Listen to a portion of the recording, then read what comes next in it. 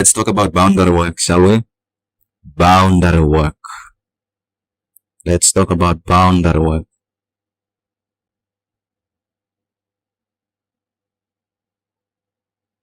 Yes, you've guessed it. Work done by boundary. Yes, yeah. So boundary can actually do work. Huh? Yep, boundary work.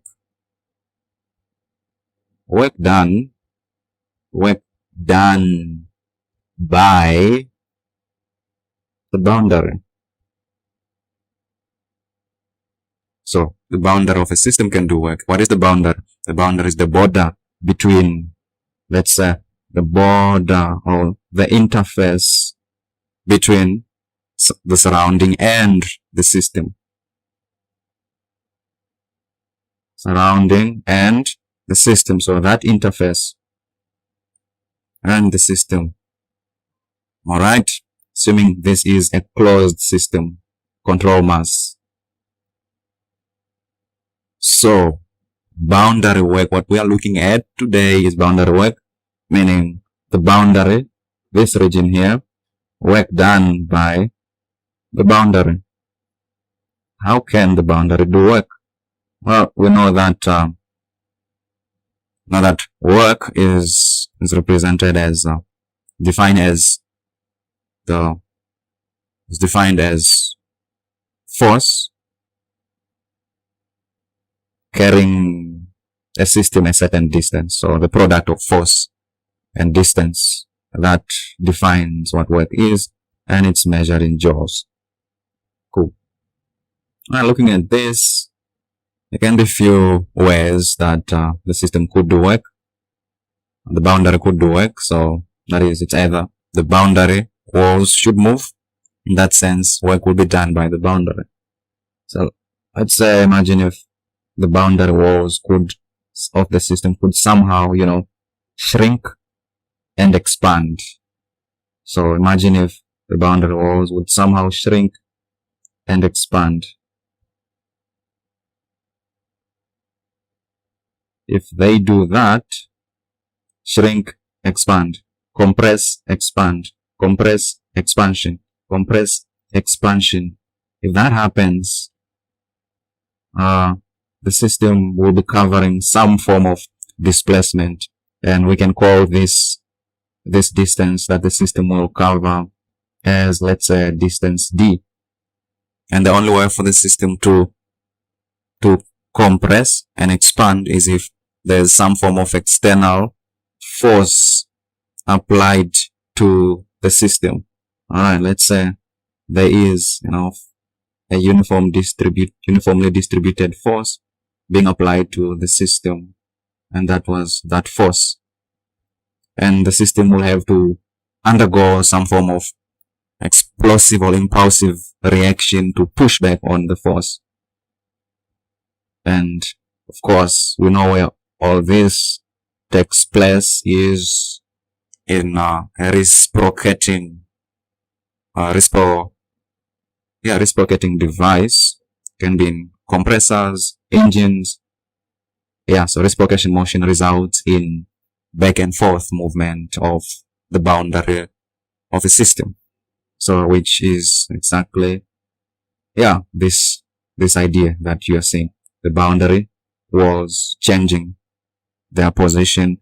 That in turn results in work being done by the boundary or the interface of the system. So what we can then do to get work, we'll just multiply the force, the known force, the resultant force, by the known distance, and that will give us work being done by the boundary. Alright, that's one way to look at it, and then you're done.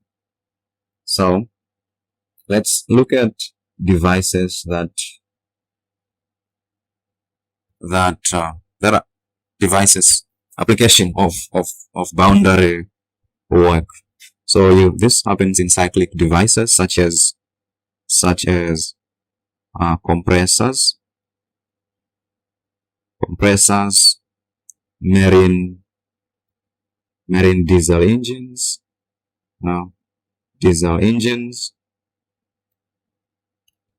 Alright, inside air compressors, let's call this air compressors.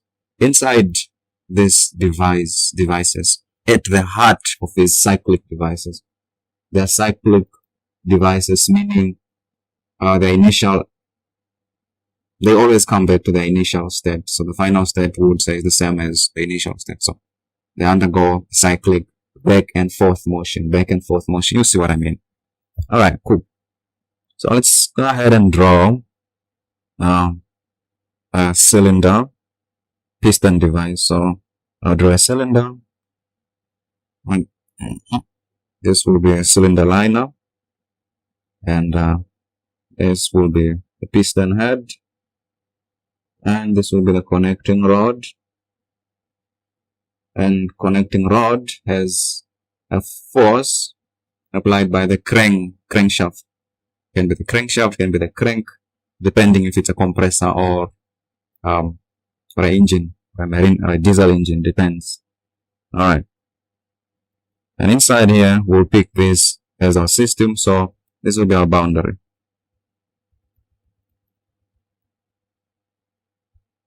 And inside the boundary is the system. Now looking at this, if that the applied force by the crankshaft, if it's moving in the direction indicated there, it can be assumed, or we can be observed, that the piston head will translate in that direction. If it translates in that direction, it will cover some distance, let's say distance D. Okay, and let's draw the new piston at the new location.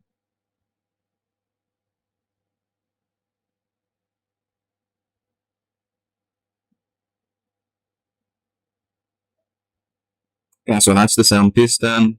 This is at set location at step 2, and this is the same connecting rod. This is the piston head, and this is our system.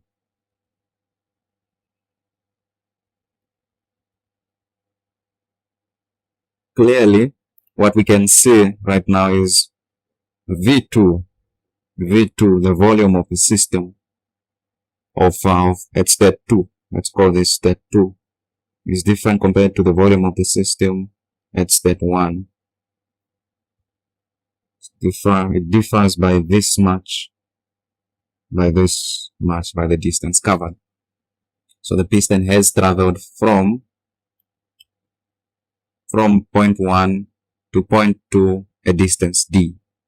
Alright, and you can see the area right there, the volume is less.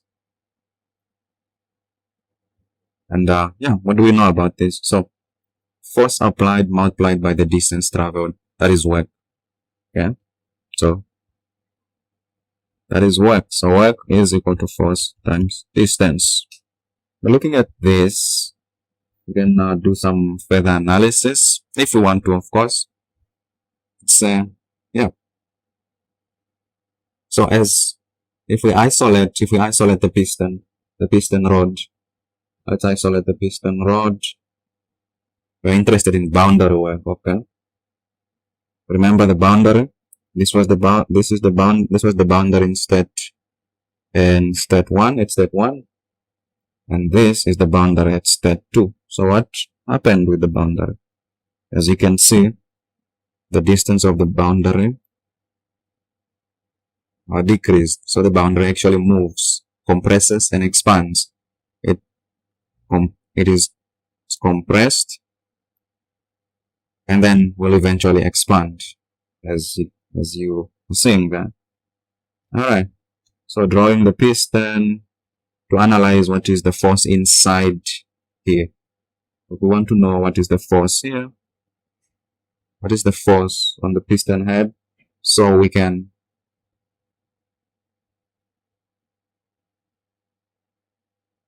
evaluate the work being done by the boundary. Alright, so there's interaction between the piston and the piston walls. Would say if it's moving in that direction, this will be friction force. Friction force, let's call it F friction. And what else? Yeah, there will be atmospheric force. We can just say pressure times area, P atmospheric times area, and this gives us F atmospheric force. And inside we have what?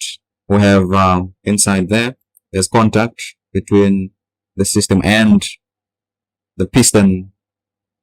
Yeah, the piston head. And then we also have an area, and we have pressure, and the internal area of the piston, the area this side, internal area, you can call this one outside area, so outside area. So we could say internal pressure multiplied by internal area, that will give us the internal force, which is exactly the force at the boundary. Alright? And this, we also have a normal force right there, just indicating the forces acting on the piston. Cool. So looking at this, what can we do? Yeah. Could say summation of forces. Choose this as my reference axis.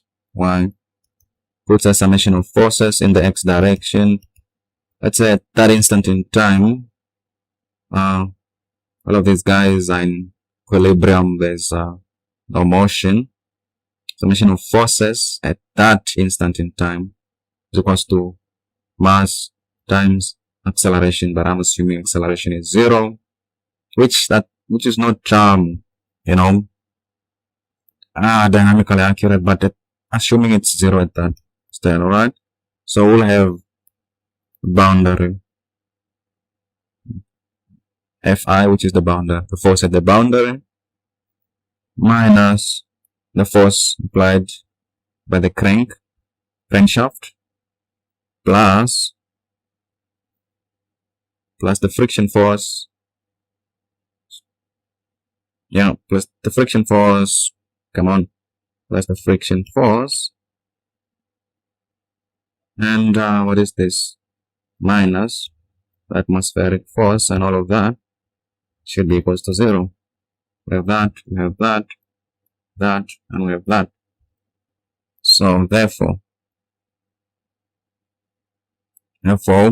force on the boundary is equal to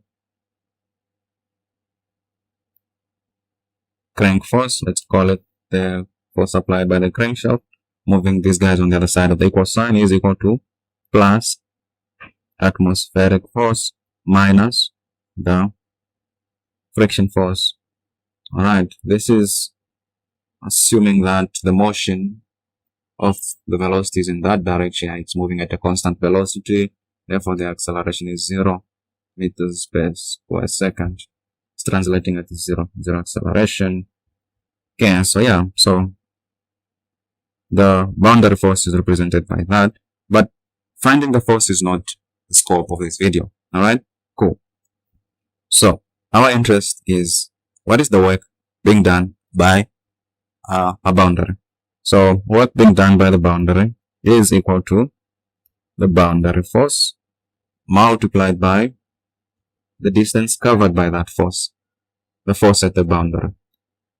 The distance covered, that's distance d. So we'll multiply that by distance d. Alright, cool. So what boundary is equal to force of the boundary. Oh yeah, it's a dot, because there's something called cross product. Just write FBD. Alright, beautiful. Cool. And we know, what do we know? We also know that pressure is equals to force over area. So if we like, can represent the boundary force as pressure times area. So that becomes pressure at the boundary times the area in contact with the boundary times d. What do we know? Area times, let's say, area times length. Area times length gives us the volume. So area times d, which is the same thing as length, will give us v. So this becomes pressure at boundary times volume of the system. And this represents boundary work. So this another alternative of boundary work. Pressure times V tells us about the boundary. Cool. Right, this is actually fun. I like it. I like it. Almost went into dynamics there. It's not scope of this work, but it's cool. It's cool. All right. So now what we're gonna look at is what's happening. What a PV diagram of what's happening here as the piston is moving from state 1 to state B. We're gonna look at a PV diagram of what's the deal here. What's the deal? What's going on here? So yeah, this video is gonna be now we're over 20 minutes, but that's cool. That's cool. I'm excited. I want to do this. If you have stuck this long, wow, I really love learning. So yeah, cool. So this guy here, let's say this is piston has moved now to this position. All right, this is the new location.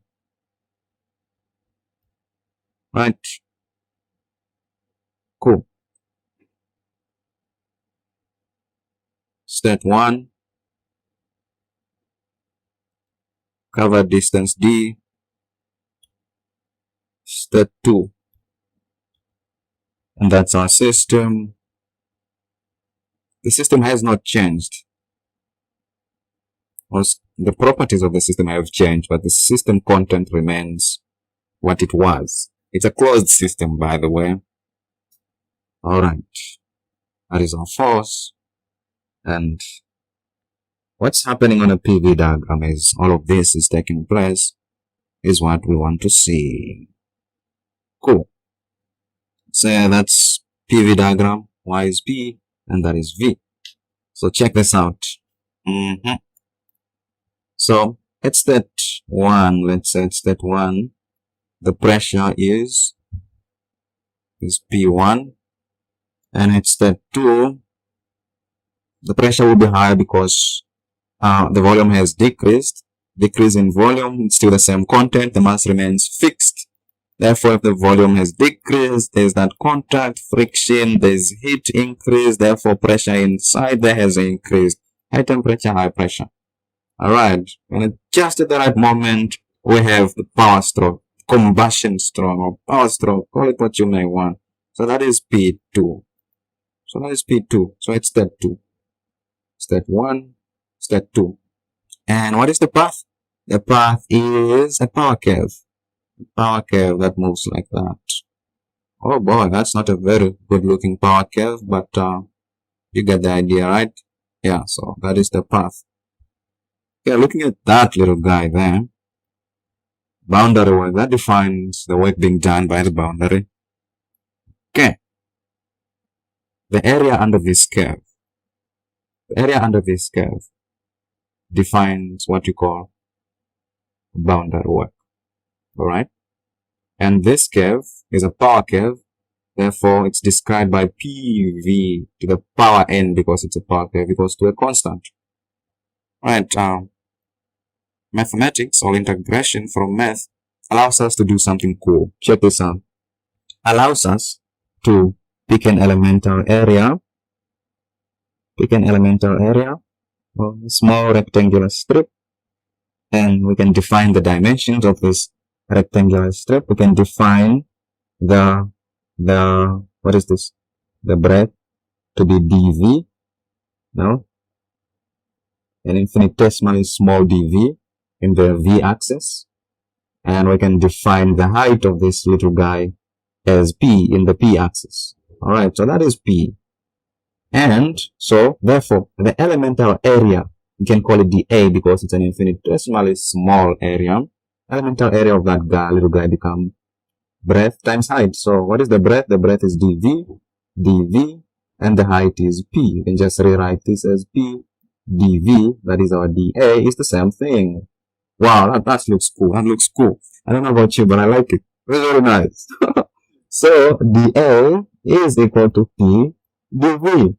And the area of this element, the area of this little element represents what is known as the elemental work. So in infinitesimally small work, the work of that area. So we can also call this as elemental work of the boundary at that point. So elemental work. Let me take out boundary, just call it elemental work. Alright. So check this out. The coolest thing is that if you add all these little elements, if we add all of them up, from state 1 to state 2, they'll give us the total area under that curve. And that total area under the curve represents net work, or the work done on the system as it undergoes a process from state 1 to state 2. So adding all the elemental area simply entails integration. So what we need to do is we need to add all those little areas to get net work. That's cool. Oh, that's nice. I like it. Maybe so we integrate from state 1 to state 2, from state 1 to state 2, and that gives us a network, which is, this gives us integral of 1, that is work. So from state 1 to state 2 is equal to integral of P dV from state 1 to state 2. And this becomes, work at point 2 minus work done at point 1 is equal to integral of 1 to 2 P dV. And this right here, this is so cool. This is so cool. And this right here, we know that this is network. So network in is equal to 1 from state 1 to state 2 P dV. The integral of the area under the curve gives us our network. And this is nothing other than network. This is nothing other than the work being done by this boundary. So boundary work is equal to network in which is equal to from state 1 to state 2 the area under the power curve. Yep, and that gives us boundary work. This right here, this definition here. This is the definition of boundary work. This is so cool. Yeah, so that's it. That's the end. So yeah, so boundary work is equal to integral the area under the curve P dV from state 1 to state 2. That defines the boundary work. Yeah. So if work being done to the system, as we have here, that will result in net work in, which is negative. And if the system was now doing work, it was now moving in that direction, this will become positive because now it's doing work. So if it's moving in that direction, work is being done by the crankshaft on the system. So this is negative. Alright, that's it for this video. This was a fun video to do. I enjoyed it. I look forward to more videos. And yeah, thanks for watching and happy studying. Cool.